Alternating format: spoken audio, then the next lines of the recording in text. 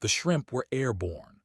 Riley Morgan watched in slow motion as 12 breaded shrimp launched themselves off her tray, arcing through the air like tiny, delicious missiles aimed directly at the most expensive suit she had ever seen in her life. She had exactly two choices: let them hit their target and get fired on the spot, or dive like she was saving a baby from a burning building. Riley chose option 2. Her body hit the marble floor of the Whitmore Grand Hotel ballroom with a thud that echoed through the Christmas gala. Her knees screamed in protest. Her borrowed heels, already 2 sizes too small, dug into her feet like instruments of medieval torture. But the tray, the beautiful silver tray with its cargo of overpriced seafood, remained perfectly balanced in her outstretched hands. Not a single shrimp touched the floor. "Oh my God, are you okay?" Riley looked up from her position on the cold marble. A woman in a blue cocktail dress stared down at her with genuine concern. "Perfectly fine," Riley said, still holding the tray above her head like some kind of deranged Olympic athlete. "Just checking the quality of the marble. Italian, if I'm not mistaken." The woman blinked, confused. Riley scrambled to her feet, straightened her black catering uniform, and smiled with every ounce of professionalism she had left. "Excuse me." She limped away with as much dignity as a person wearing shoes 2 sizes too small could manage. It was December 23rd, 7:45 in the evening, and Riley Morgan was 3 hours into the worst catering gig of her life. The pay was good. The event was elegant, and she desperately needed the money for her 7-year-old sister Mia's cochlear implant mapping appointment. What nobody had mentioned was that the uniform included high heels. Borrowed heels. Heels clearly designed by someone who hated humanity and wanted to see it suffer. "Size 7, the supervisor had said, handing over the instruments of torture. Riley wore a size 9. "They'll fit," she had lied. They did not. By 8 p.m., when the gallery doors opened to the main ballroom, Riley could no longer feel her toes. By 9, she had developed a walk that could only be described as a penguin with a cramp. By 10, she was seriously considering ripping the shoes off and pretending that walking barefoot was an aesthetic choice. But she held on, because Mia needed that appointment, because rent did not pay itself, and because Riley Morgan was not the type to give up, even when the universe was clearly against her. The Whitmore Grand Hotel ballroom looked like it had fallen out of a movie. The kind of movie where rich people talked about things nobody understood while holding champagne flutes as if they were natural extensions of their hands, ceilings with frescoes, crystal chandeliers that probably cost more than her entire apartment building, and people, lots of people who looked right through Riley as if she were part of the decor. "Waitress, more champagne." "Waitress, these canapes are cold." "Waitress, can you hold my purse while I take a photo?" Riley smiled at everyone. That professional smile she had perfected over years of working events. The smile that said, "Of course, ma'am," when her mind screamed, "I have a name, you know." Invisible, that was how she felt, a ghost in a black uniform with destroyed feet. At one point she stopped in front of a painting to catch her breath. It was a huge canvas, all red with a single white dot in the center, just that, red and a dot.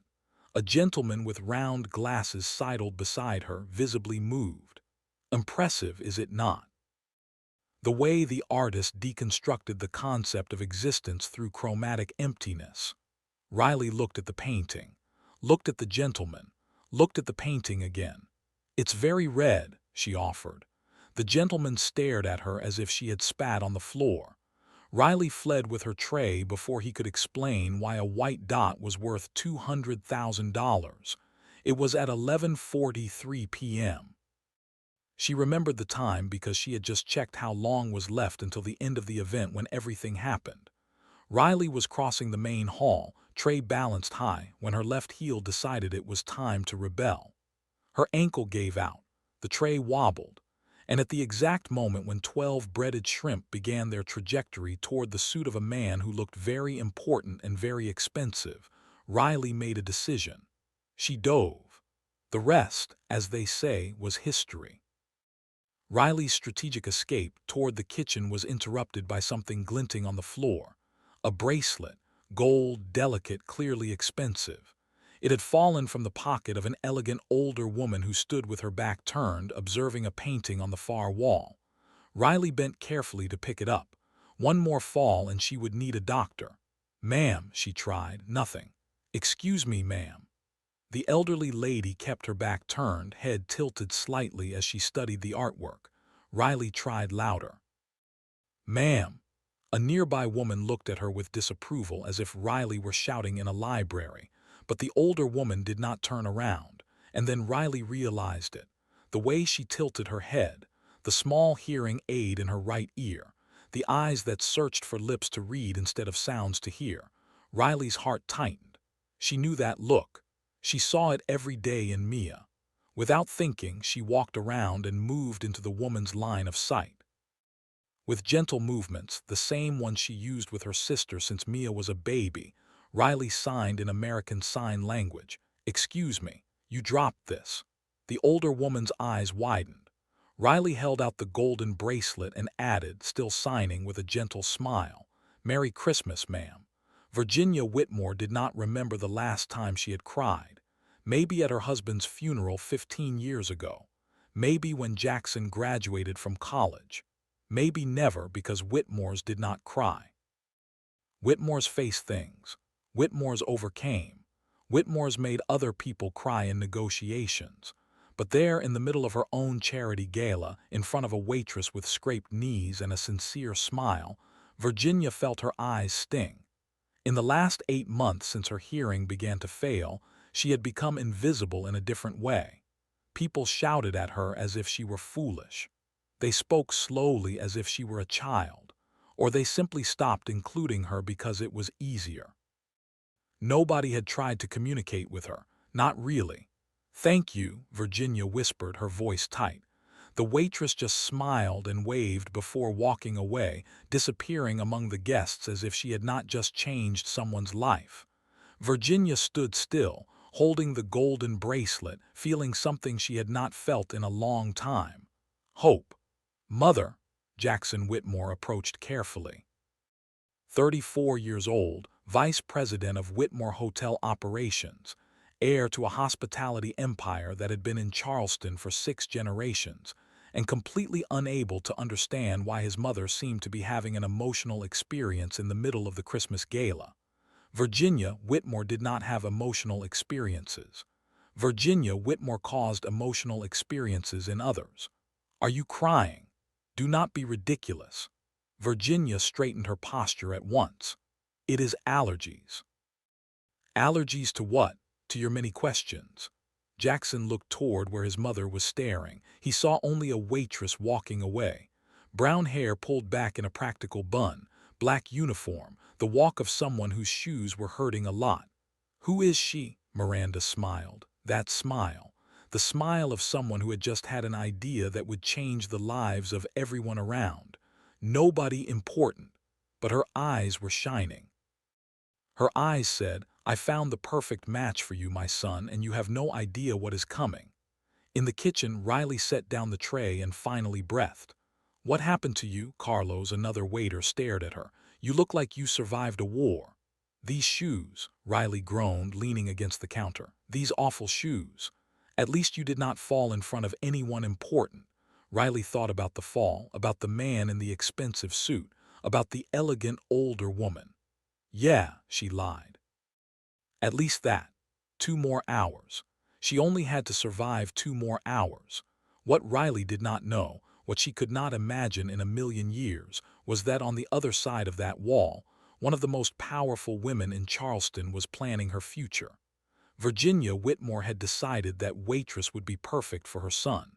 And when Virginia Whitmore decided something, the universe had better be ready. Riley's alarm went off at 6:30 a.m. on Christmas Eve morning. She slapped it silent and immediately regretted being alive. Every muscle in her body screamed. Her knees were bruised purple from the marble floor dive. Her feet felt like they had been through a wood chipper. And she had exactly 45 minutes to get Mia ready for school, make breakfast, and get herself to her morning shift at Sweet Bean Coffee. Mia, she called, dragging herself out of bed. Time to wake up, Bug. No response. Riley walked down the narrow hallway of their two-bedroom apartment. The paint was peeling in the corners. The heater made a concerning rattling sound, but it was theirs. She had signed the lease 2 years ago, 3 months after the car accident that killed their parents and left Riley at 23 as the legal guardian of a 5-year-old deaf child. She pushed open Mia's door. Her little sister was already awake, sitting cross-legged on her bed, signing rapidly to her stuffed elephant. "Good morning," Riley signed. Mia looked up and grinned. "You look terrible. Thanks." "I feel terrible. Did you fall down again?" Riley had made the mistake of telling Mia about the shrimp incident last night. Her sister had laughed so hard she fell off the couch. "I saved the shrimp. That's what matters." "You're weird," Mia signed, but she was smiling. Breakfast was cereal because Riley was too tired to cook. Mia ate while watching cartoons with the closed captions on, her cochlear implant sitting on the counter. She only wore it during the day, and even then it needed expensive adjustments every few months to work properly. The next mapping appointment was in 3 weeks. Cost, $2,000. Riley's current savings, $473. She tried not to think about it. At 7:45, Riley dropped Mia off at Charleston Elementary. Her sister's special education teacher, Miss Patricia, met them at the door. "How's our girl doing?" Miss Patricia asked, signing as she spoke. "Good," Riley said. "The implant's been acting up a little. We have an appointment scheduled." Miss Patricia's face showed concern. "If you need any resources, the school has programs that might help." "We're managing," Riley said, smiling. "Thank you." She was not managing, but pride was a funny thing. By 8:15, Riley was behind the counter at Sweet Bean Coffee making lattes for the morning rush. The cafe was small, cozy, with mismatched furniture and local art on the walls. It smelled like espresso and cinnamon rolls, and for 6 hours a day it was Riley's refuge. "Large oat milk latte," she called out, setting the cup on the pickup counter. The door chimed. Riley looked up automatically, ready with her customer service smile, and froze. The man walking through the door wore a $3,000 suit, Italian shoes, a watch that probably cost more than Sweet Bean's monthly revenue. He looked around the cafe as if assessing it for purchase. He was also the most out-of-place human being Riley had ever seen in her life. "Can I help you?" she asked, wary. "Coffee, please." His voice was deep, smooth, with the kind of southern accent that came from old money in private schools. "What kind?" "Strong, no fuss." "Americano, then." "Perfect." Riley made the coffee, watching him out of the corner of her eye. He stood with confident posture but was clearly out of his natural habitat, like a lion in a petting zoo. "That will be $4.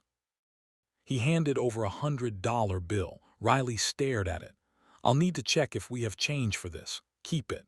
"That's a $96 tip. Consider it an investment." "An investment in what exactly?" The man smiled. It was a good smile, dangerous smile. "I'm Jackson Whitmore. We met at the gala last night. You spoke with my mother." Riley's face went carefully neutral. "The lady with the bracelet. That's the one. And you tracked me down to my workplace because the Whitmore Foundation is developing an accessibility program. We need someone to lead American Sign Language sessions." He looked at her directly. "You're qualified and my mother clearly approves." Riley folded her arms. "Your mother followed me around the hall pretending to check napkins." "That sounds exactly like something she would do. Aren't you going to defend her?" "Why, you're right." Despite herself, Riley almost smiled. "Why me?" she asked. "There are hundreds of qualified professionals in Charleston." "Probably, but you impressed Virginia Whitmore, and believe me, that does not happen often. So I'm being hired because your mother liked me." "You're being invited because you're competent. The fact that my mother approves is only a bonus." Jackson tilted his head. "Or a warning, depending on your point of view." Riley studied him. He was handsome, she would give him that. Dark hair, sharp jawline, eyes that were probably used to getting what they wanted. But there was something else there too, something that looked almost like sincerity. "I need to think about it," she said at last. "Fair." Jackson pulled out a business card and set it on the counter. My direct number, no secretary, no filter. He was almost at the door when Riley spoke. Why does your mother care so much about this? Jackson stopped. The question deserved an honest answer. Because she's losing her hearing, he said quietly. And you were the first person in months who treated her normally. He turned to face her. My mother built an empire. She's faced everything, but this is breaking her little by little, and she would never admit it. His voice softened. You made her truly smile. I hadn't seen that in a long time. He left before the conversation got too heavy. Riley stood behind the counter, staring at the business card. Jackson Whitmore. Vice President, Whitmore Hotel Group. Direct line. Her phone vibrated. A text from Mia's school. Reminder, cochlear implant mapping appointment scheduled for January 15. Please confirm payment arrangements. Riley looked at the business card again. $2,000. That was what she needed. That was what stood between Mia hearing properly and struggling through every conversation. She picked up her phone and dialed before she could change her mind. Jackson answered on the second ring. That was fast. I accept, Riley said, but I have one condition. Say it.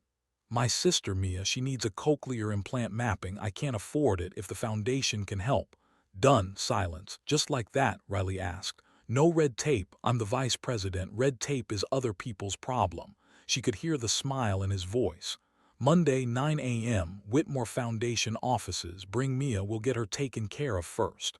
Riley's throat tightened. Thank you. Don't thank me yet. You haven't met my mother in full matchmaking mode. What? But he had already hung up. Riley stared at her phone, heart racing. What had she just agreed to? Monday morning arrived with the kind of cold rain that made Charleston look like a Gothic novel. Riley stood outside the Whitmore Foundation building, holding Mia's hand, wondering if it was too late to run. The building was historic. 1842, according to the plaque. Red brick, white columns, the kind of architecture that screamed old money and older traditions. It looks like a castle, Mia signed, eyes wide. It's just a building, Riley signed back. A fancy building, very fancy. They walked through the heavy oak doors into a lobby that belonged in a museum. Marble floors, oil paintings of stern-looking men in old-fashioned suits. A chandelier that probably weighed more than Riley's car. Miss Morgan. A woman in her 50s approached, smiling warmly. I'm Dorothy, Mr. Whitmore's assistant. He's expecting you. She led them through hallways that smelled like old wood and expensive furniture polish. Mia's eyes darted everywhere, taking in every detail. They stopped at a door marked Conference Room B. He's inside, Dorothy said. And Miss Morgan, don't let him intimidate you. He's actually quite terrible at being intimidating. Riley wasn't sure what to make of that. She pushed open the door. The conference room had been transformed into an improvised classroom. Round table, comfortable chairs, a whiteboard where someone had already written ASL basics in neat handwriting. Jackson stood by the window looking at his phone. He wore a suit again, though this one was slightly less formal, navy blue, no tie, the top button of his shirt undone. He looked up when they entered and smiled. You came. I said I would. People say a lot of things. His eyes moved to Mia. And you must be the famous Mia. Mia stepped forward, studying him with the brutal honesty only 7-year-olds possessed. Who is he? She signed to Riley, Mr. Whitmore. He's going to help with your appointment. Mia looked Jackson up and down, then signed something that made Riley turn red. What did she say? Jackson asked. She said you look very professional, Riley lied. Mia giggled silently, covering her mouth. She actually said you look like you've never had fun in your entire life, Riley admitted. I'm sorry, she's 7, Jackson laughed. A real laugh, not the polite chuckle rich people used at parties. She's not wrong, he said, then carefully, awkwardly, he signed something to Mia. Mia's eyes went wide. She looked at Riley, then back at Jackson, then burst into silent laughter. What? Jackson asked. What did I say wrong? Riley bit her lip. You just told my 7-year-old sister that you collect porcelain dolls. I was trying to say nice to meet you. I know, you were close. How close? Not very. The door opened again. Virginia Whitmore swept in like a queen entering her throne room. She wore a cream-colored suit, pearl necklace, and an expression of barely contained delight. Wonderful, everyone's here. She spotted Mia and her face softened. And this must be Mia. Mia, never shy, walked right up to Virginia and signed, "Are you his mother?" Virginia, to Riley's surprise, signed back. Slowly, carefully, but correctly, "I am, and you are Riley's sister." Mia nodded, impressed. "You sign well for an old person." Mia, Riley's eyes went wide, but Virginia laughed. A genuine laugh, the kind Jackson hadn't heard in months. "I like her," Virginia said. "Honesty is rare these days." She pulled out a chair and sat down as if she had been invited, which she had not. "Mother," Jackson said carefully, "I thought you had a board meeting." "Canceled. This is more important. This is a private lesson. And I'm family, I'm allowed." Virginia smiled sweetly. "Besides, I need to make sure you're learning properly. Can't have my son embarrassing the family with poor signing." Jackson sighed. "You're not going to leave, are you?" "Not a chance." Riley watched the interaction with growing amusement. For all his power and money, Jackson Whitmore was still a son dealing with his mother's interference. "Shall we begin?" Riley asked. For the next hour, Riley discovered that Jackson Whitmore, vice president of a multi-million-dollar hotel empire, was absolutely terrible at American Sign Language. "Okay," Riley said. "Let's start with the basics. Good morning." She demonstrated. Open hand touching the chin, then moving forward. Simple. "Your turn." Jackson tried. His hand went to the wrong place. The movement came out crooked. He looked like he was having a small spasm. Mia tilted her head and signed to Riley. "What did she say?" Jackson asked. "She said you just told her you want French fries." "I did not." "You did." Mia demonstrated, copying his movement exactly. French fries. Virginia, sitting in the corner, covered her mouth to hide her smile. "Let's try again," Riley said patiently. 15 minutes later, Jackson had managed to say good morning correctly exactly once. The other attempts included Banana Tuesday and something Mia refused to translate, only shaking her head in disapproval. "How is this so hard?" Jackson rubbed his forehead.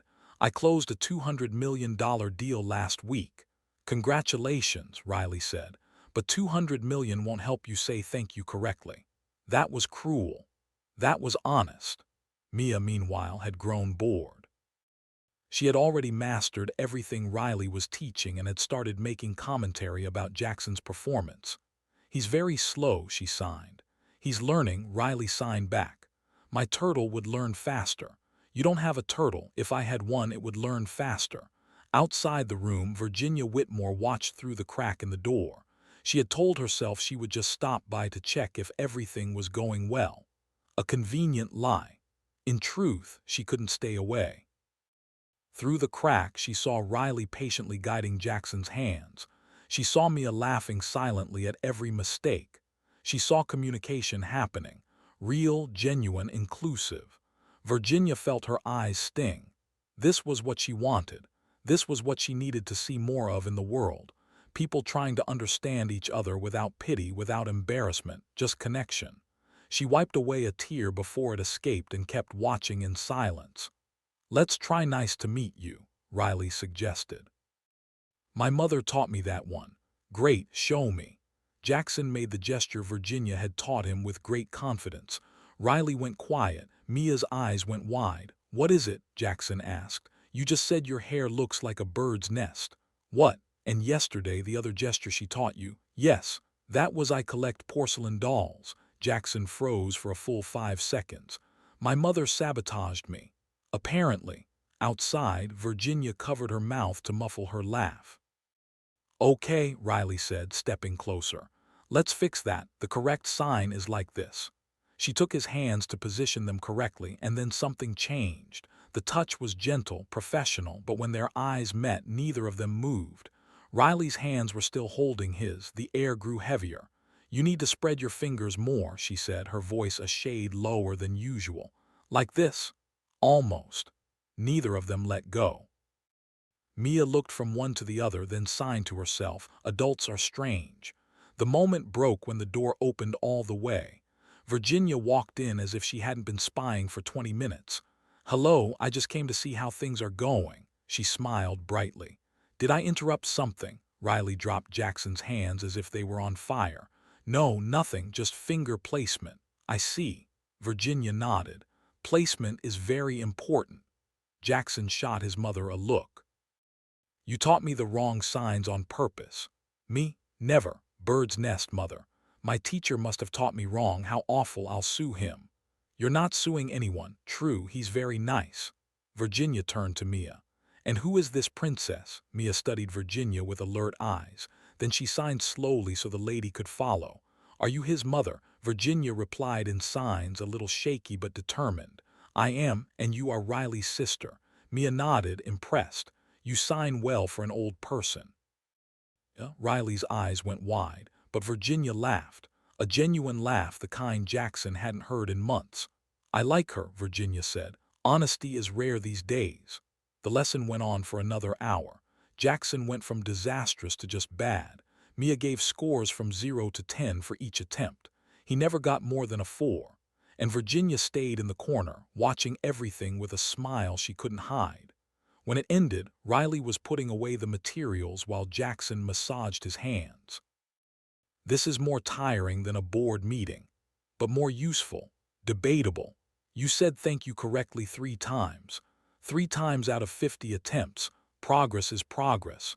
Mia tugged on Riley's sleeve. "I liked it here. Can we come back every week, remember?" Mia's eyes shone. Jackson watched the interaction, something warming in his chest. That little girl. There was something special about her. "Same time next week?" Riley asked. "Same time," Jackson confirmed. "But maybe with less maternal sabotage." Virginia, already at the door, pretended not to hear. Later in the car, Mia held Riley's hand while looking out the window. "Auntie." "Yes, the man in the suit, he looks at you differently." Riley choked. "Different how?" "Like the prince looks at the princess in movies." "Mia. And you look at him like that too." Riley opened her mouth to deny it, but she couldn't. Because deep down, she knew that her 7-year-old sister had just seen something she was trying very hard to ignore. 3 days later, Riley was wiping down tables at Sweet Bean when her phone buzzed. Unknown number. She almost ignored it. Then curiosity won. "Dinner tomorrow, just the 2 of us. No mother, I promise." Jackson Riley stared at the screen for a full minute. This was a bad idea. A terrible idea. Jackson Whitmore lived in a world of private jets and historic mansions.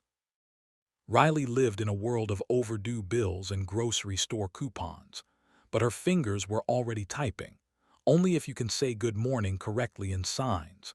The reply came in seconds. "Challenge accepted, but if I say French fries, you still have to go." Riley laughed to herself. She was in trouble.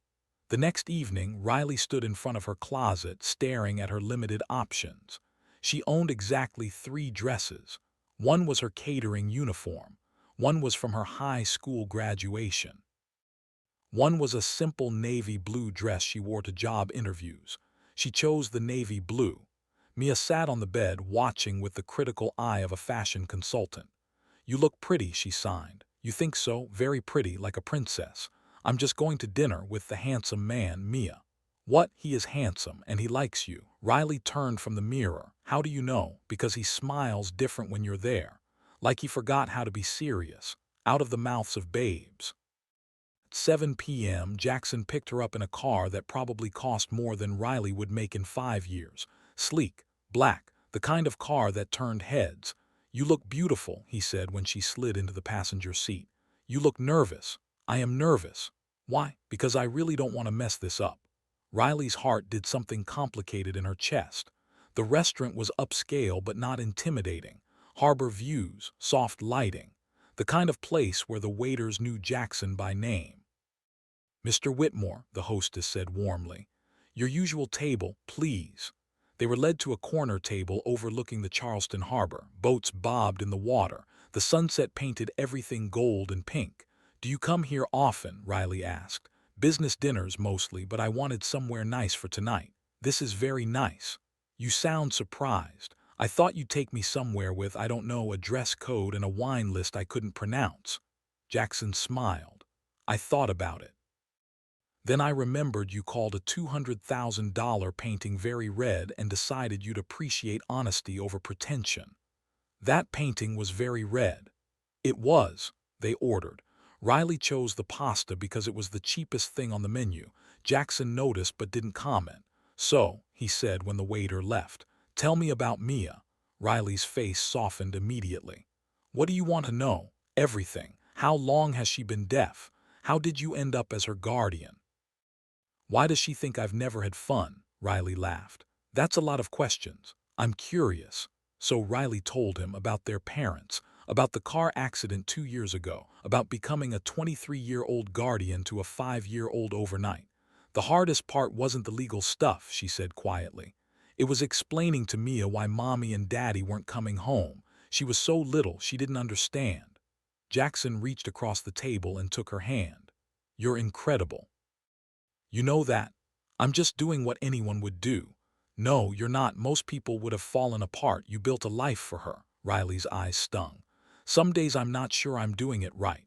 She adores you. That's how I know you're doing it right. The food arrived. They ate and talked about everything. Jackson told her about growing up in the Whitmore mansion, about the pressure of carrying a family name that dated back to before the Civil War. People think money solves everything, he said. But it doesn't solve loneliness. It doesn't solve the feeling that you're only valuable because of your last name. Is that how you feel?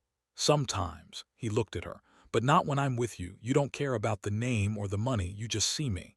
I see someone who's terrible at sign language, Riley teased. I'm getting better. You're getting less terrible. There's a difference. After dinner, they walked along the harbor. The air was cold but not uncomfortable. Christmas lights reflected off the water. Can I ask you something? Jackson said. Sure. Why did you say yes to dinner? Really? Riley stopped walking. Honestly. Because you looked at me like I mattered, not like a waitress or a charity case, just like a person. She met his eyes. Nobody's looked at me like that in a long time. Jackson stepped closer. You do matter more than you know. For a moment, Riley thought he might kiss her. For a moment, she wanted him to, but he didn't. He just smiled and offered his arm. Come on, I'll take you home before you freeze. In the car, Riley's phone buzzed. A text from the neighbor who was watching Mia. She's asleep. No rush. Riley smiled and put the phone away. Everything okay? Jackson asked. Perfect. When they pulled up to her apartment building, Riley felt the familiar shame creep in. The peeling paint, the broken security light, the contrast between his world and hers had never been more obvious. Thank you for dinner, she said quickly. It was really nice. Riley, she looked at him. I had a great time, he said. Can we do this again? You want to? Very much, Riley smiled. Then yes, we can do this again. She got out of the car and walked to her building. At the door, she turned back. Jackson was still there, watching to make sure she got inside safely. She waved. He waved back. And Riley went to bed that night with a smile she couldn't shake and a feeling that maybe, just maybe, she was allowed to want something good for herself. The invitation arrived on a Wednesday. Heavy cardstock, embossed lettering. The kind of invitation that made Riley's stomach drop. The Whitmore Foundation requests the pleasure of your company at the Spring Accessibility Gala. Saturday, April 15, 7 p.m. Whitmore Estate Gardens. Below, in handwritten script, please come. I promise it will be different this time. Riley stared at the invitation for 3 days. On Thursday, she told herself she wasn't going. On Friday, she told herself she was being ridiculous. On Saturday morning, Virginia Whitmore showed up at her apartment with a garment bag and determination. We're going dress shopping, Virginia announced. I have a dress. I'm sure you do. We're getting you a better one. Virginia, Mrs. Whitmore, please, and I'm not taking no for an answer. She looked around the small apartment. Where's Mia? At a friend's house for a playdate. Perfect. That means you have no excuse. 2 hours later, Riley stood in the most expensive boutique she had ever entered. The kind of place where the saleswomen looked like models and the price tags made her dizzy. Try this one, Virginia said, handing her a red dress. Riley tried it on. She came out of the fitting room feeling like a traffic cone. No, Virginia said immediately. You look like you're directing traffic. That's what I thought. The second dress was light pink. You look like a flower girl. The third was black with sequins. You look like an upside-down Christmas tree. The fourth was beige. You look like you gave up on living. By the 15th dress, Riley was ready to give up. Maybe this is a sign, she said from the fitting room. Maybe I shouldn't go. Virginia sighed. Dear, come out of there. Riley came out, still in the green dress that looked like hotel curtains, according to Virginia. The matriarch led her to a plush couch and sat beside her.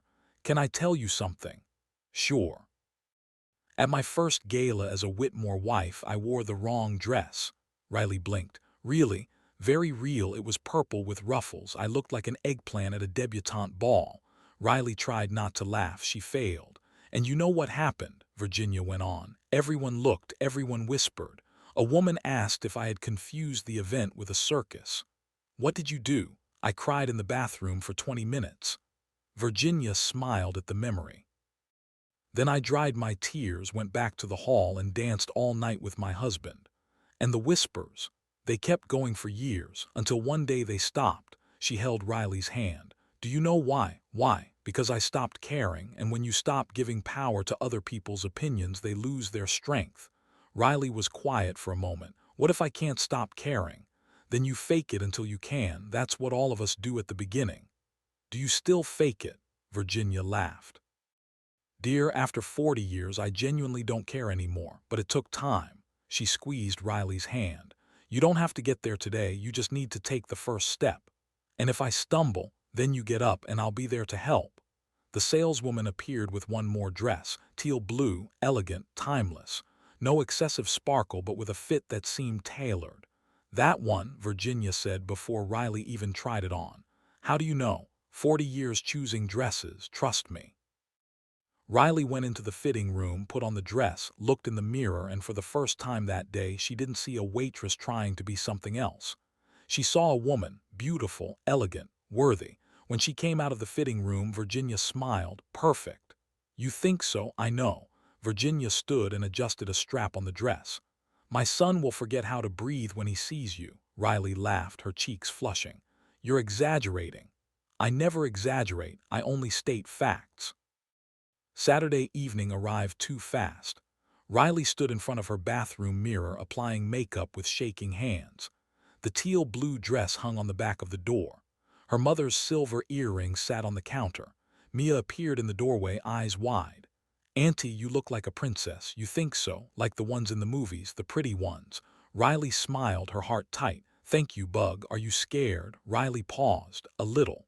Why? Because sometimes grown-ups get scared of new things, too. Mia walked over and hugged her legs. You'll be okay. You're the bravest person I know, out of the mouths of babes. The Whitmore estate was exactly as Riley imagined and nothing like she imagined at the same time. The gardens were lit with thousands of fairy lights. White flowers hung from every tree. A string quartet played softly near the fountain. And people, beautiful people in expensive clothes, holding champagne glasses, laughing at jokes Riley couldn't hear. Jackson met her at the entrance. He wore a tuxedo.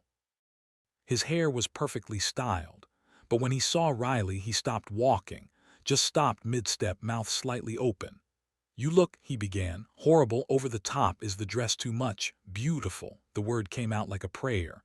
You look absolutely beautiful. Riley felt her face burn. Oh, he smiled. That's all you're going to say? You look very handsome, too. Thank you. He offered his arm. Ready? No, but let's go anyway. For the first hour, it was bearable. Jackson stayed by her side, introducing her to people with pride in his voice. This is Riley Morgan, our accessibility consultant. Polite smiles, handshakes, nothing more.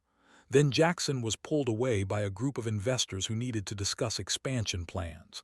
I'll be right back, he said. 5 minutes. 5 minutes turned into 10, then 15. And Riley, standing alone with a champagne glass she hadn't touched, became visible in a different way. A blonde woman approached, glass in hand, sharp smile. You're Jackson's date, right? The sign language teacher. That's right. How interesting. The woman looked her over. Where are you from, dear? Charleston. And your family? Just me and my sister. The silence said more than any words. Ah, well, enjoy the party. It must be a different experience for you. The whispers followed Riley like shadows. Who is she again? The sign language teacher. She was a barista from what I heard. A barista. And she's here as Jackson's guest. She's pretty sure, but clearly not from our circle. In the bathroom, Riley locked herself in a stall. Then she heard voices coming in.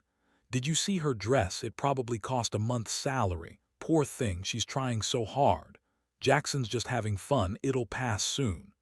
Imagine a barista in the Whitmore family. Laughter, footsteps fading. Riley stood still, hands trembling. When she came out, Jackson was in the hallway. There you are. Stopped when he saw her face. What happened? Nothing, I'm just tired. Who said something to you? She didn't answer. Jackson took a deep breath, his jaw tight. I'm sorry, I shouldn't have left you alone. You had obligations. You're more important than any obligation. He took her hand. Let's get out of here. Jackson, Riley, please. The request came out more broken than she intended. I just want to go home. Let me take you. No, you need to stay. Riley forced a smile. Go on. Give your speech. He sighed, defeated. Can we talk tomorrow? Sure. It was a lie, and maybe he knew it. In the car service Virginia had arranged, Riley leaned her head against the window. One tear fell, then another. She didn't wipe them away. At home, she took off her shoes and sat on the bed, still wearing the dress. The dress that cost half a paycheck. The dress that wasn't enough. Her phone vibrated. Did you get home okay? Yes, thank you. Another message. Even with everything, you looked beautiful tonight. The most real person in that whole hall. Riley read it 3 times. She didn't reply because she already knew what she had to do. If she wanted to protect her own heart, she needed to step back before it was too late. Monday morning. Riley sent an email before she could change her mind. Dear Whitmore Foundation team, due to academic commitments, I will need to reschedule this week's sessions. Apologies for any inconvenience. Sincerely, Riley Morgan Jackson called 15 minutes later. Riley stared at her phone. Let it ring. Sent it to voicemail. He texted immediately, academic commitments. You know you have my number, right? Riley typed and deleted 3 responses. Finally settled on sorry, busy week. Mia has the flu, a lie. Mia was perfectly healthy and at that very moment trying to teach the neighbor's cat to play soccer. Wednesday. Jackson tried again. Is Mia better? Still a bit sick. I can send a private doctor. No need. Then can I bring soup? No, I mean thank you, but there's no need. She's allergic to soup. Riley stared at the message she had just sent. Allergic to soup. She had just said her sister was allergic to soup.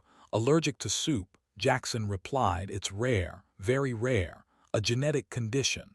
Riley put the phone down and covered her face with her hands. She was the worst liar in the world. At the Whitmore offices, Jackson stared at his phone like it was an unsolvable riddle. Allergic to soup, he murmured. Is that even a thing? He did what any confused man would do. He searched on the internet, no relevant results. Then he did the second thing any confused man would do. He looked for help. Unfortunately, the help available was Gerald, the 68-year-old estate manager who had worked for the Whitmores since before Jackson was born. Gerald, can I ask you a question? Of course, sir. When a woman says she's busy but she's clearly not busy and starts making up excuses that get more and more absurd, what does that mean? Gerald considered the question with a philosopher's seriousness. In my experience, sir, it means she wants you to go after her. Really? Or that she wants distance, one of the two. That doesn't help, Gerald. Women are complex, sir. It's part of the charm. By Friday, Jackson was desperate. He had sent 7 messages. 2 were ignored, 3 got one-word answers, 1 got a thumbs-up emoji, and the last one, a joke about French fries, was seen and not answered, seen and not answered. It was the modern equivalent of a slap in the face. Mother, he said at breakfast, I need advice. Virginia looked up from the newspaper. About what? Women. That's vague. One specific woman. Riley. How do you know, dear, you've had a lost puppy face for 5 days. I don't need to be a genius. Jackson sighed. She's avoiding me and I don't know what I did. Virginia folded the newspaper calmly. What happened at the cocktail party? Nothing. I mean she left early, said she was tired.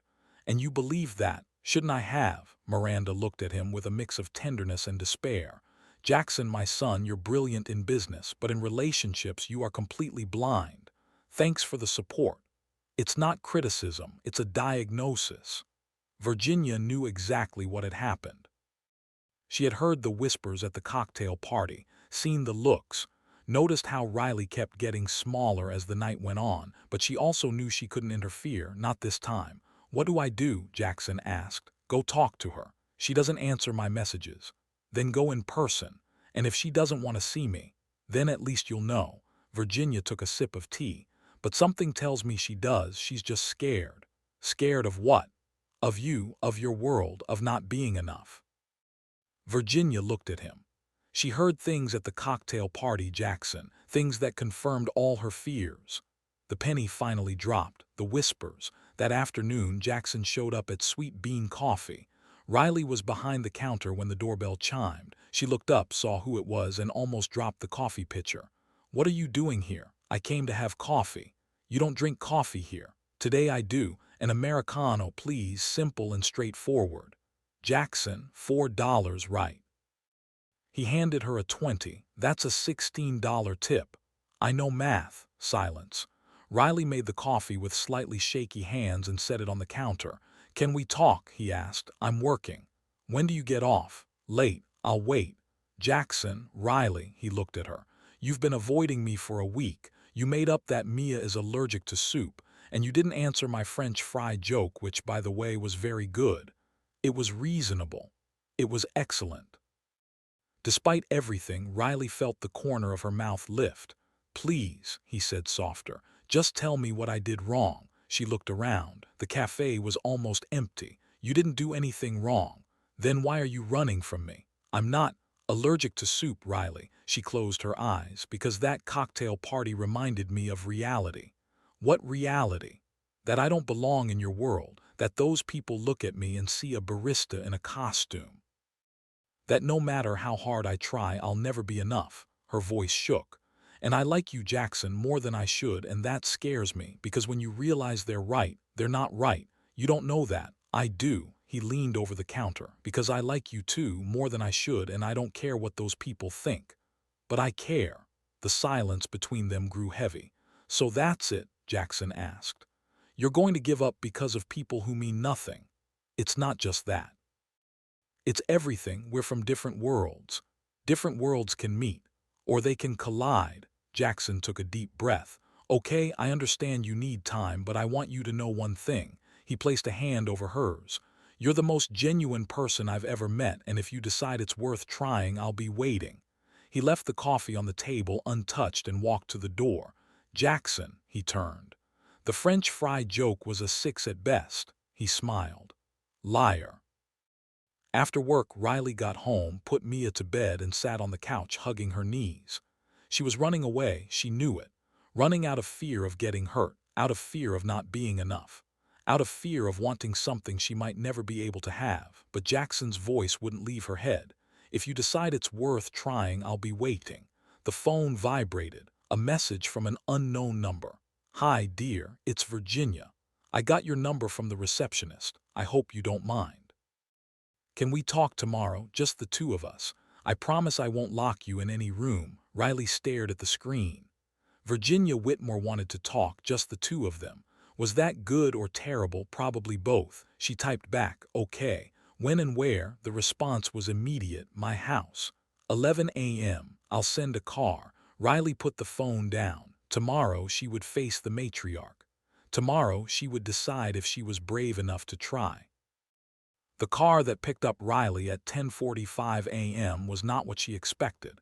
She had imagined something sleek and intimidating. Instead, it was a comfortable sedan driven by a cheerful man in his 60s who introduced himself as Gerald. Mrs. Whitmore is looking forward to seeing you, he said as they pulled away from Riley's apartment building. Is she? Very much so. She's been baking all morning. Riley blinked. Virginia Whitmore bakes when the occasion calls for it. Gerald smiled in the rearview mirror. And apparently you're quite the occasion. The Whitmore estate looked different in daylight. less intimidating, more like a home that had seen generations of life, love, and probably a fair amount of drama. Virginia met her at the door wearing casual slacks and a cashmere sweater. No pearls, no formal suit, just a woman in her own home. "Riley, thank you for coming." She stepped aside. "Please come in." The kitchen was enormous, marble countertops, professional-grade appliances, and on the center island a spread of French pastries that would make a bakery jealous. "I may have gone overboard," Virginia admitted, "but I wasn't sure what you liked. You didn't have to do all this." "I wanted to." Virginia gestured to a stool. "Sit, coffee, tea." "Coffee would be great." Virginia poured 2 cups from a French press and sat across from Riley. For a moment neither of them spoke. "I heard what happened at the cocktail party," Virginia said finally. Riley's hands tightened around her mug. "I don't know what you mean." "Yes, you do. The whispers, the looks, the women in the bathroom." Riley's face went pale. "You knew. I've been attending these events for 40 years, dear. I know exactly how cruel people can be when they think nobody important is listening." Virginia's voice was gentle.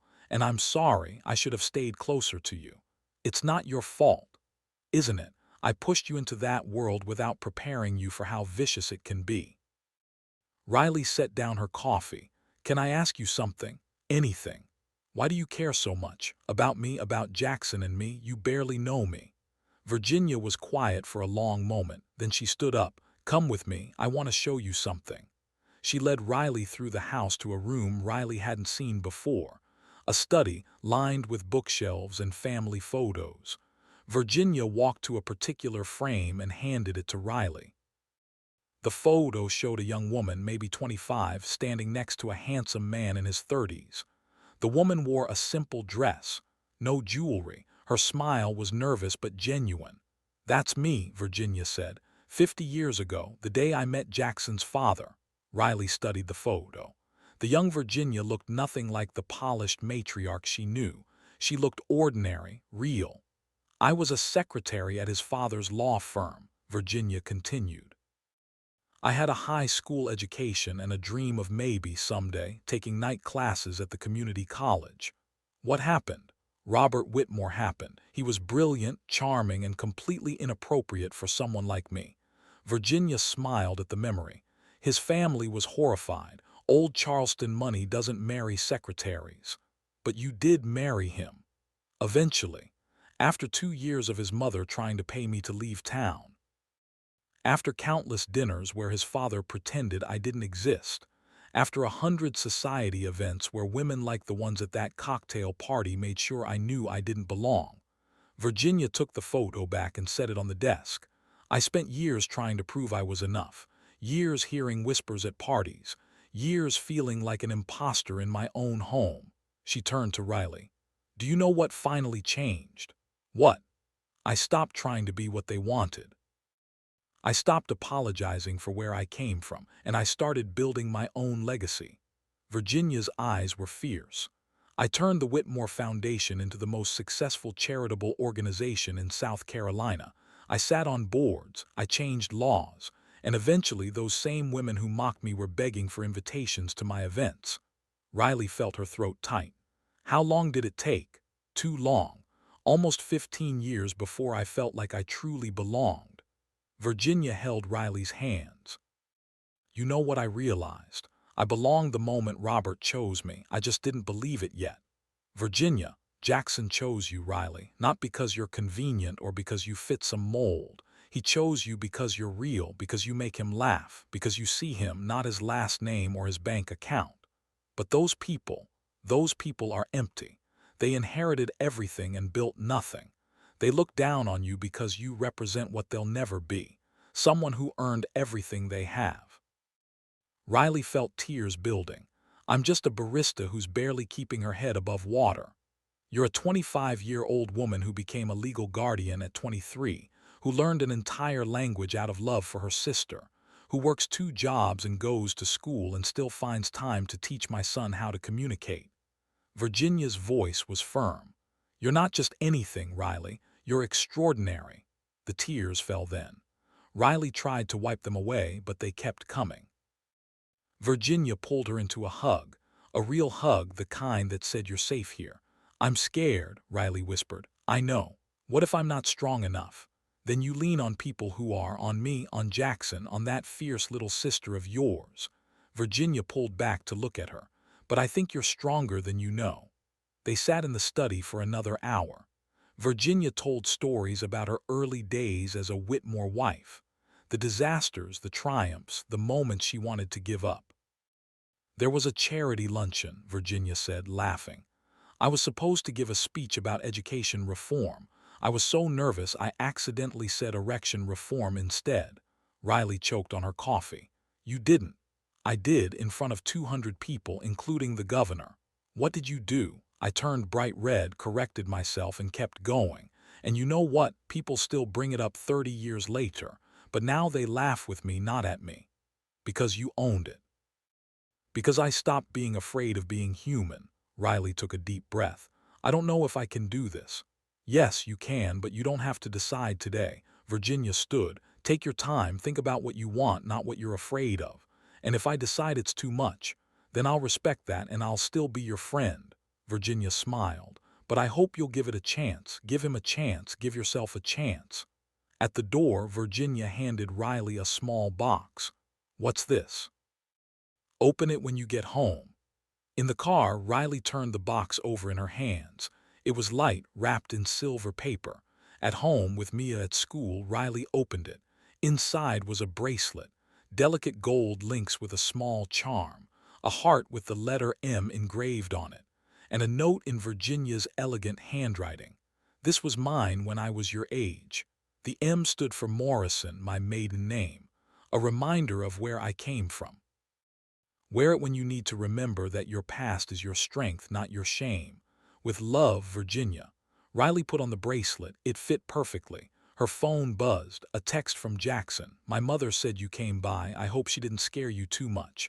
Riley smiled and typed back. She was perfect. Can we talk? When? Now. I'll be there in 20 minutes.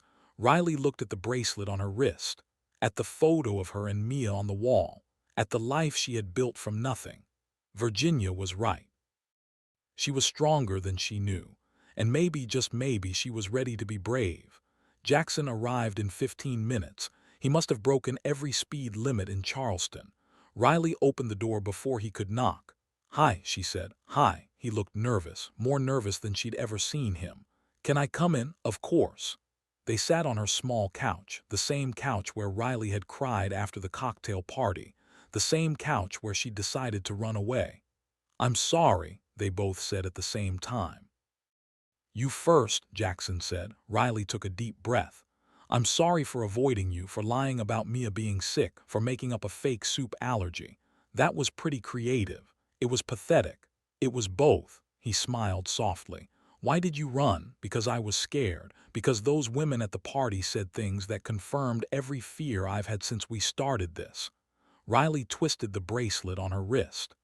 They said you were just having fun, that I was a phase, that I'd never really belong in your world. Jackson's jaw tight. Who said that? It doesn't matter. It matters to me. Jackson, they weren't wrong. Look at us. Look at where we come from. You grew up in a mansion with a trust fund and a legacy. I grew up in a 2-bedroom apartment with a single mom who worked 3 jobs. Riley's voice cracked. We're from different worlds. So what? So what? Jackson, your world eats people like me for breakfast. Then we'll change my world. He took her hands. Riley, I don't care where you came from. I care about who you are. And who you are is someone kind and strong and real. Someone who makes me want to be better. You don't need to be better. You're already. I'm lonely. The words came out raw. I've been lonely my entire life. Surrounded by people who only see the Whitmore name. Who want something from me. Who smile to my face and calculate my net worth behind my back. He looked at her with such intensity it hurt. And then you showed up. You who didn't know who I was, who told me I looked like I'd never had fun, who laughed at my terrible signing and didn't care that I could buy this entire building. His voice softened. You saw me, Riley, just me. Do you have any idea how rare that is? Riley felt tears building again. I see you because you let me. Because you're not just the name or the money. You're the guy who shows up for ASL lessons even though you're terrible at it. who sent a private doctor for Mia without being asked, who looks at my sister like she matters. She does matter, you both do. Jackson, I'm falling in love with you, the words hung in the air. I know it's too soon, I know we're still figuring this out, but I need you to know. I'm falling in love with you and I'm terrified you're going to run before I get the chance to show you how good this could be. Riley couldn't breathe. You're falling in love with me. Completely, hopelessly, inconveniently. He laughed, but it sounded nervous. Is that okay? I don't know, ask me again in a minute. Riley, she kissed him. It wasn't planned, wasn't smooth, their noses bumped. She almost missed his mouth entirely. But then his hands were in her hair and her arms were around his neck and everything else disappeared.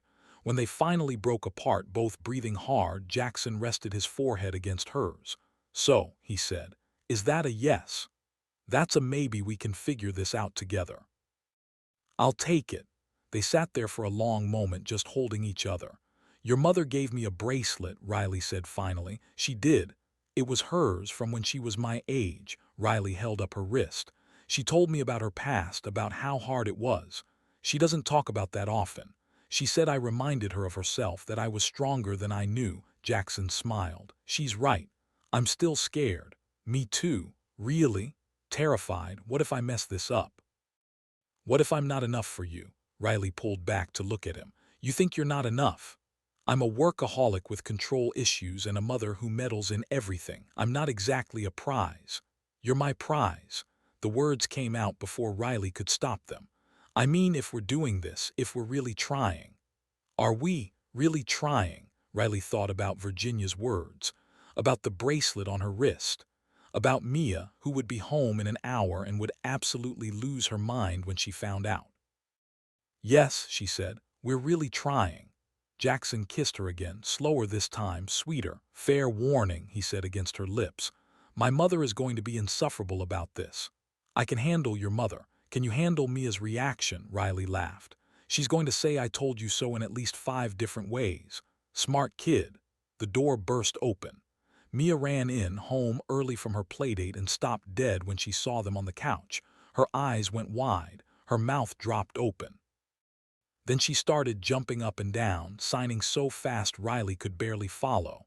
I knew it. I told you. You look at each other like in the movies.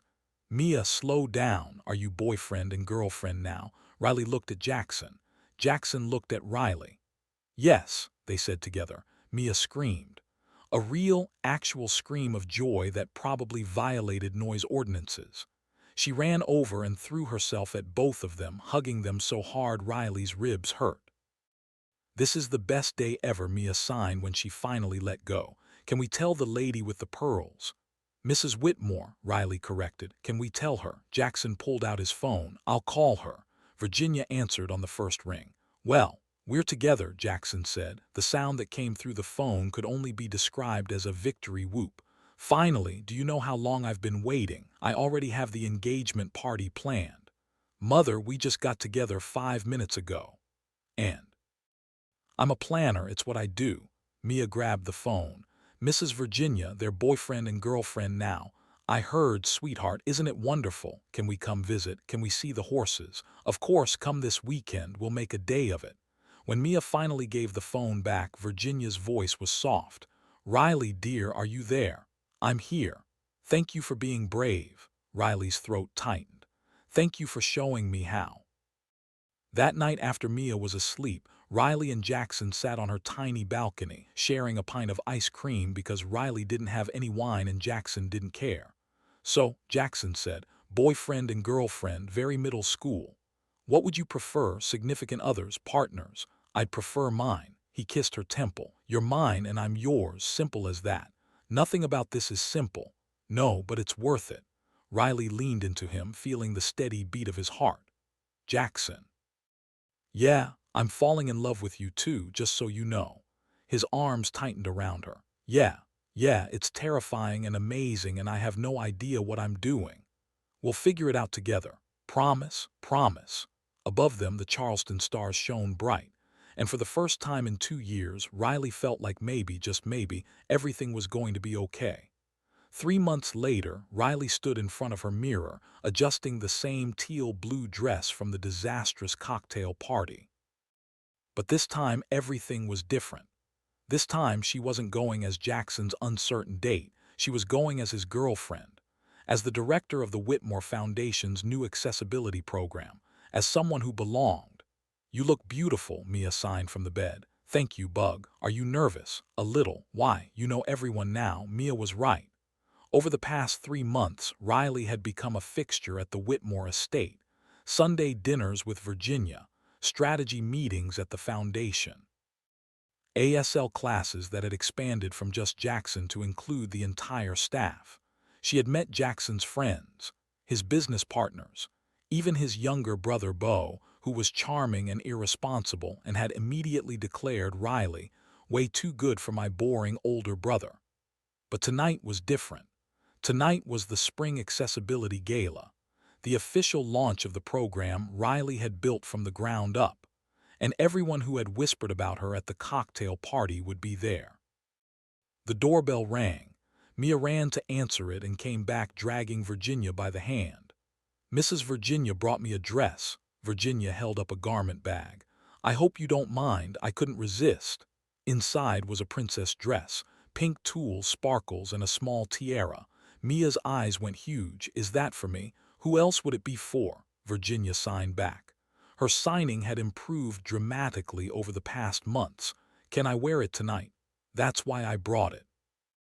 Mia threw herself at Virginia with the kind of hug that nearly knocked the elegant woman over. Virginia caught her, laughing, her eyes suspiciously bright. "Go get dressed, princess," Virginia said. "We have a party to attend." When Mia ran off to change, Virginia turned to Riley. "How are you feeling?" "Honestly, terrified." "Good, that means you care." Virginia adjusted Riley's necklace, a delicate gold chain Jackson had given her for their 2-month anniversary. "But remember what I told you. You belong here, you earned your place. What if people still whisper? Then let them whisper. You're not going as Jackson's date tonight. You're going as the woman who built a program that's going to change lives. Hold your head high." The Whitmore Estate gardens were transformed. White lights everywhere, a stage for presentations, tables with elegant centerpieces, and people, so many people. Jackson met them at the entrance, looking devastating in a tuxedo. "You look," he started. "If you say anything other than beautiful, I'm leaving," Riley warned. "I was going to say like you're about to change the world." "Oh, that's acceptable." He kissed her softly. "Ready?" "No, but let's do this anyway." Mia, in her princess dress, held both their hands as they walked in. Heads turned, people noticed, but this time the whispers were different. "That's Riley Morgan. She designed the whole accessibility program. I heard she's brilliant and so young. Jackson Whitmore looks happier than I've ever seen him." Virginia appeared beside them, resplendent in champagne silk. "Shall we make an entrance?" They walked through the gardens together, a family, chosen, built, real. Claudia Van der Berg, Jackson's ex-fiancée, stood near the fountain with her usual group of society women. She watched them approach with a smile that didn't reach her eyes. "Jackson, how lovely to see you." Her gaze slid to Riley. "And Miss Morgan, still teaching sign language, I see." "Actually, I'm directing the Foundation's accessibility program now," Riley said pleasantly. "We've expanded to 12 partner organizations across South Carolina." "How ambitious." Claudia's tone suggested it was anything but a compliment. "I'm sure it keeps you very busy." "It does, but I love the work." "And how is your little sister? Still deaf?" The question landed like a slap. Riley felt Jackson tense beside her. But before either of them could respond, Mia stepped forward. She looked up at Claudia with the devastating honesty only children possess and signed clearly, making sure her voice was loud enough for everyone to hear. "I'm not still deaf. I've always been deaf. And I'm not little. I'm 7 3/4." Claudia blinked, clearly not expecting a response. "And you're rude," Mia continued, still signing. "My aunt says people who are rude are usually just sad inside. Are you sad inside?" The women around Claudia tried to hide their smiles. Virginia didn't even try. She laughed outright. "Out of the mouths of babes," she said. "Come, Mia. Let's get you some of those chocolate-covered strawberries before your aunt says no. As they walked away, Jackson leaned down to whisper in Riley's ear, I think I'm in love with your sister, too. Get in line. The evening progressed beautifully. Riley gave a presentation about the accessibility program. She spoke about inclusion, about communication, about seeing people instead of disabilities. When she finished, the applause was thunderous. Afterward, people approached her. Real conversations, genuine interest. A hospital administrator wanted to implement the program in their facilities. A school board member asked about training for teachers. Riley was in the middle of exchanging business cards when she felt a tap on her shoulder. She turned to find an older woman, probably in her 70s, with kind eyes. Miss Morgan, I'm Alina Hartwell. I wanted to thank you. For what? Grandson is deaf, he's 5, and until tonight I didn't know how to talk to him. Alina's voice shook. I watched your presentation, I watched you with your sister, and I realized I've been so focused on what he can't do that I forgot to see what he can do.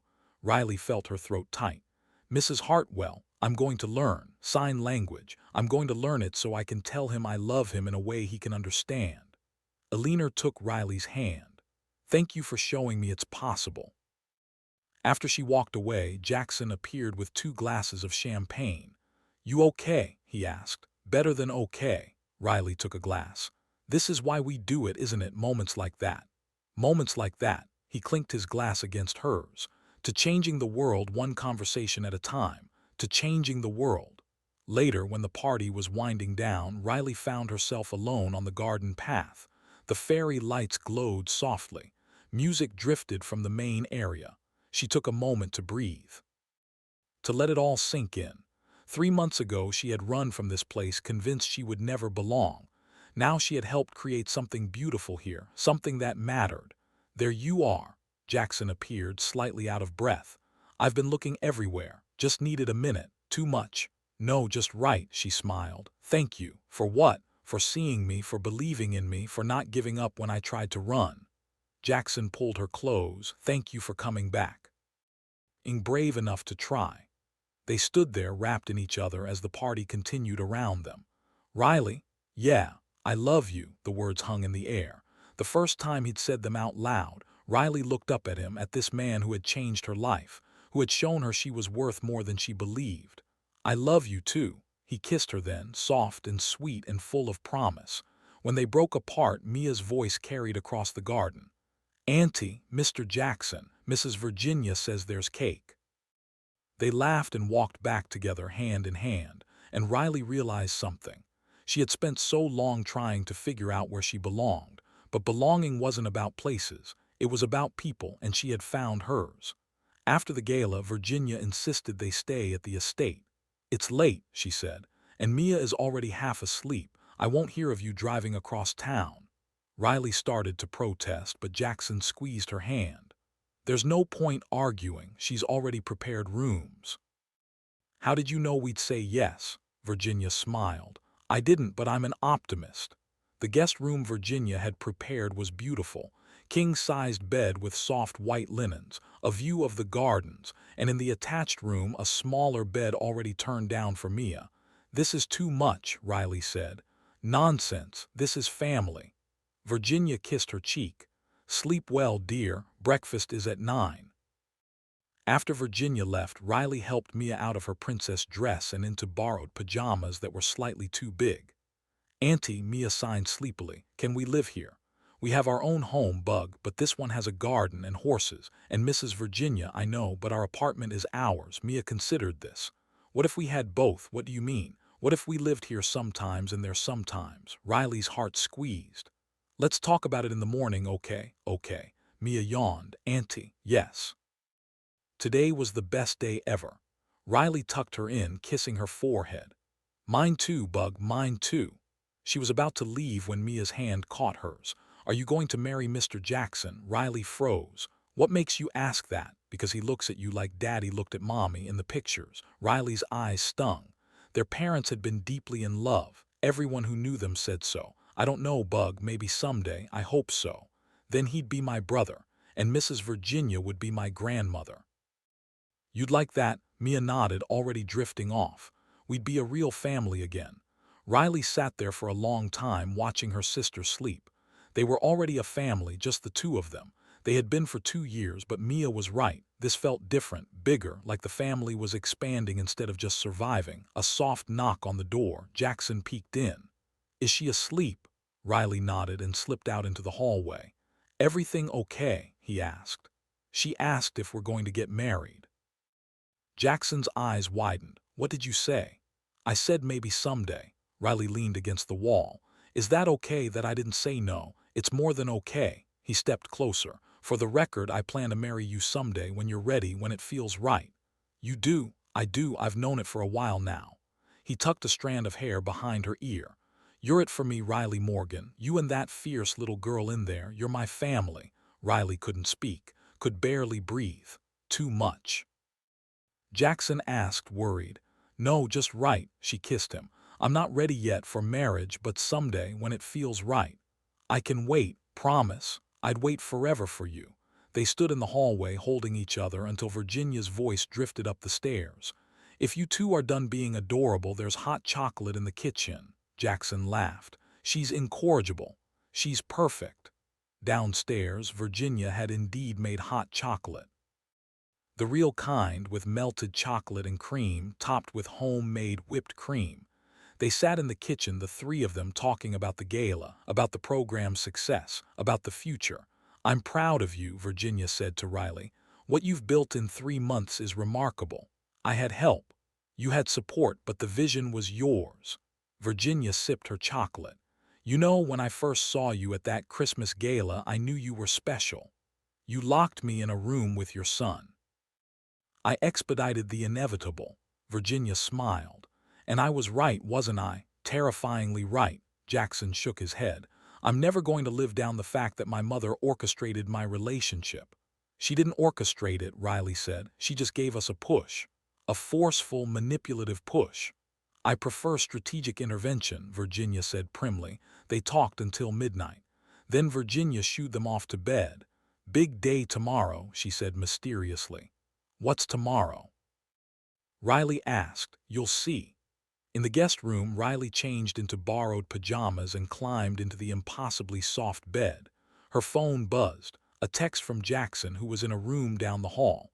"Thank you for staying. Thank you for asking. I meant what I said about forever. I know I meant it too.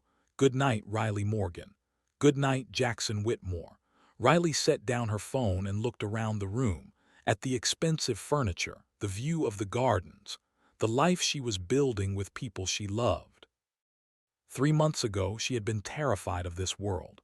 Now she was starting to believe she could make a place in it, not by changing who she was, but by being exactly who she was.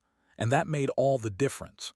Riley woke to sunlight streaming through the windows and the smell of something delicious cooking downstairs. She checked on Mia, who was still asleep, sprawled across the bed like a starfish. Downstairs, Virginia was in the kitchen making pancakes. "Good morning, dear. Coffee, please." Riley accepted a mug gratefully. "What's the occasion?" "Can a woman make pancakes for her favorite people?" "Your favorite people?" "You, Mia, and my stubborn son." Virginia flipped a pancake expertly. "Speaking of whom, he's been up since 6. Is he okay?" "Nervous, I think. He has something planned for today." "What kind of something?" Virginia's smile was mysterious. "You'll see." After breakfast, Jackson appeared, looking slightly disheveled and very nervous. "Can I steal you for a bit?" asked Riley. "There's something I want to show you." "Should I be worried?" "Definitely not, probably not, maybe a little." Mia looked up from her pancakes. "Where are you going?" "Mr. Jackson wants to show me something." Riley signed. "Can I come?" "Not yet, princess," Jackson said, signing as he spoke. "But soon, I promise." Virginia appeared with a garment bag. "Riley, dear, why don't you change into this?" "Virginia, what? Trust me." The dress inside was beautiful, emerald green, flowing fabric. Elegant but comfortable. "What's going on?" Riley asked. "Just put it on, please." 20 minutes later, Riley emerged to find Jackson waiting in a suit, not his work suit, something softer, navy blue with no tie. "You look beautiful," he said. "You look nervous." "I am nervous." He led her through the house and out to the gardens, the same gardens where the gala had been held. But now in daylight they were even more beautiful. Flowers bloomed everywhere. Birds sang. The fountain sparkled in the sunlight. Jackson led her down a stone path to a gazebo she hadn't noticed before. It was decorated with white flowers and golden lights that would glow at sunset. Jackson, what is this? This is me trying not to mess up the most important moment of my life. Riley's heart started racing.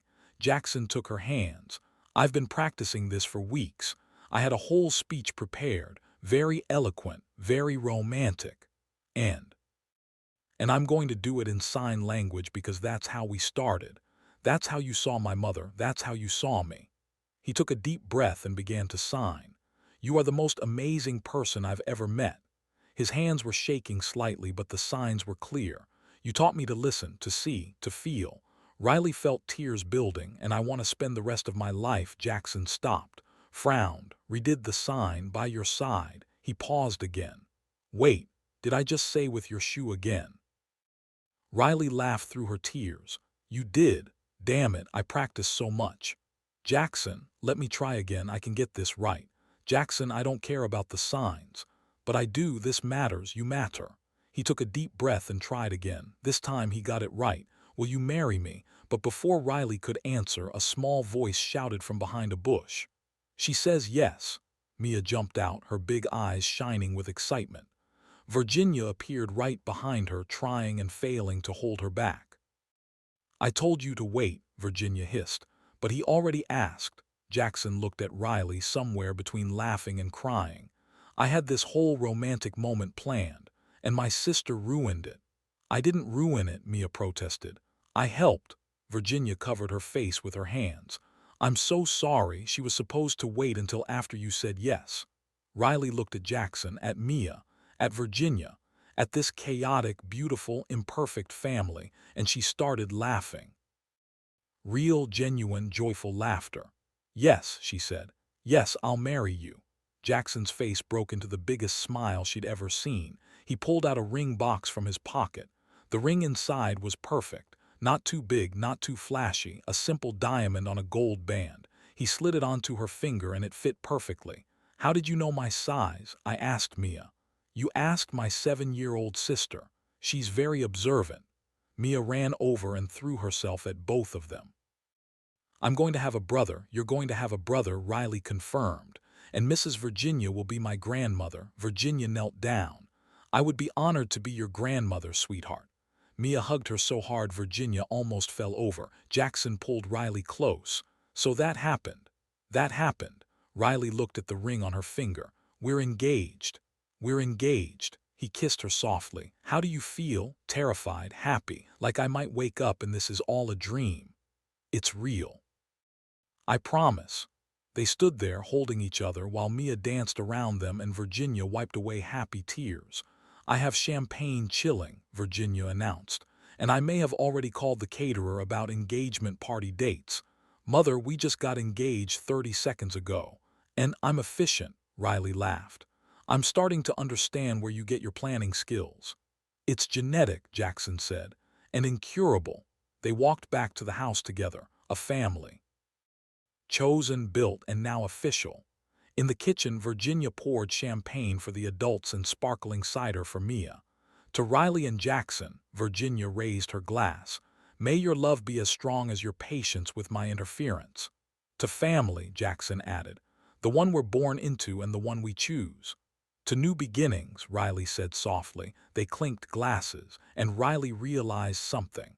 She had spent so long thinking she wasn't enough, that she didn't belong, that she had to change to fit into Jackson's world, but she had been wrong. She didn't need to fit into his world.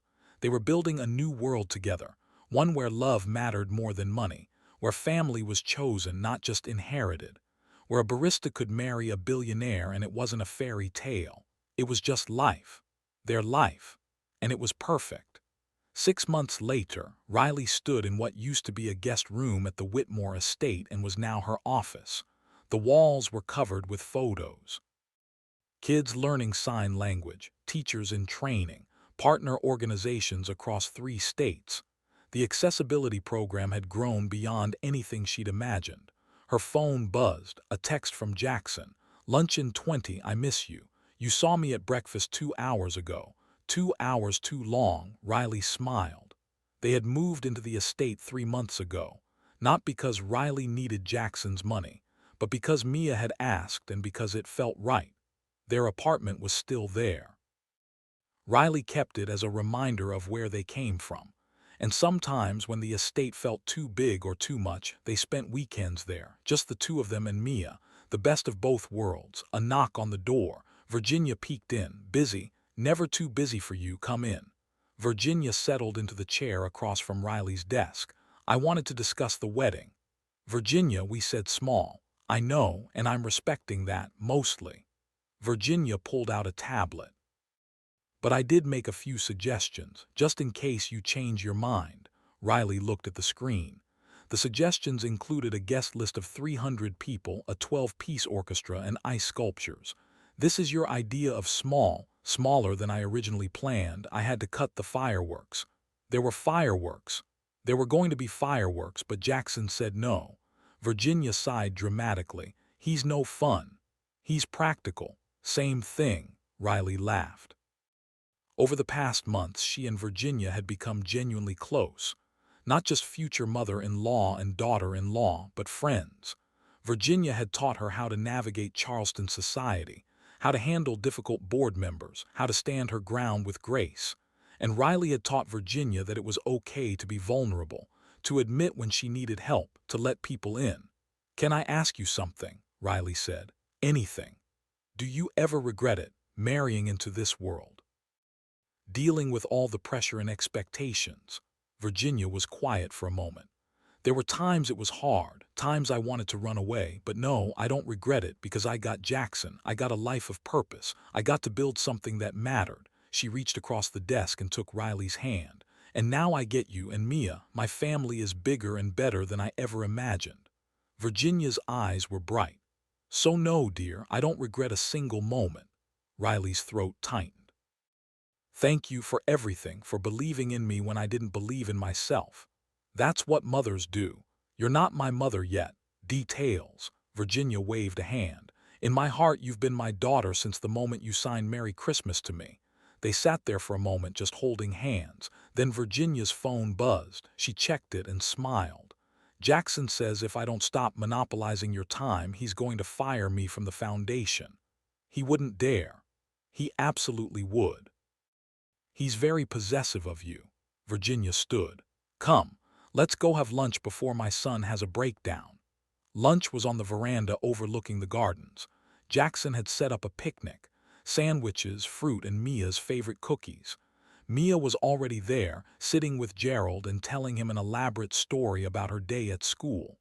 "And then Tommy said I couldn't hear the teacher, but I told him I have special ears now and I can hear better than him." Gerald nodded seriously. "Quite right, Miss Mia. Special ears are very powerful." When Mia saw Riley, she jumped up and ran over. "Auntie, guess what? What? Miss Patricia says I'm the best reader in the class. That's amazing, Bug. And I taught 3 kids how to sign hello." Riley's heart swelled. Mia had thrived over the past months. The new cochlear implant technology, the stable home, the family around her. She was still the same fierce, honest, wonderful kid.